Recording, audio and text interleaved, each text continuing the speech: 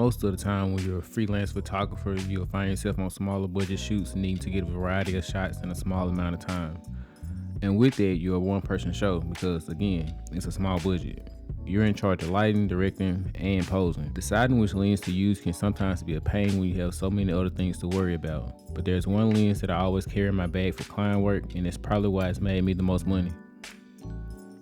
I've owned about 8 or 9 lenses since I started shooting photos, and this one lens has made me more money than all of the other lenses combined. This lens is a 24-70 f2.8.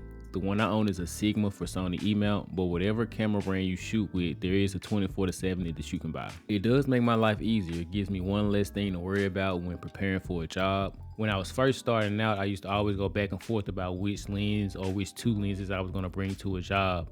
And it really just made my life more difficult because I had too many options and it made me extremely indecisive. Now, 8 times or 9 times out of 10, I just keep it simple and I just bring one lens. So there are 3 reasons why I always reach for this lens and why it has led to it making me the most money. First, we have to be versatility. The focal range is what makes it so versatile. No matter what type of shoot I'm going to, whether it's portraits, family or individual, events, products, and even some real estate, I hardly ever feel like I need more range or that I need to be wider. And as long as my clients are happy with the images that I'm producing, then I'm happy as well. So second on that list would have to be that I don't miss moments, and I think that my clients love me for that. Take events, for example, or even a wedding. Everything happens at the blink of an eye. And the moment you think it's safe to change a lens to get a wider or tighter focal length, then you're going to miss something. And you're going to have those people who say just carry 2 camera bodies or whatever, but do you really want to carry 2 cameras all day? I don't. The last reason is because it makes me easier to work with. There have been times when I've been on shoots with clients and I wasn't the only other creative hire. There have been makeup artists, actors and models, art directors.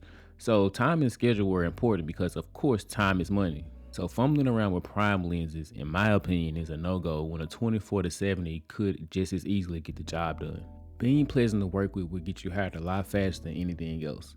Now there are definitely situations where a prime lens is the lens to get a job done. But for the most part, a client really doesn't care how blurry the background is in your photos. That's really a photographer's ego problem. A lot of creators will have you thinking that you're not professional or that you're an amateur if you don't have those fast prime lenses or if you're not shooting your lenses wide open all the time, when the truth is that there's nothing more amateur or nothing more telling that you are an amateur if you're always shooting your lenses wide open. So to wrap it up, could my prime lenses have made me just as much money as my 24-70? I don't know. That's possible. But it's also possible that I could have a bad rep for wanting to switch lenses every 2 minutes, wasting time. Who knows? Peace.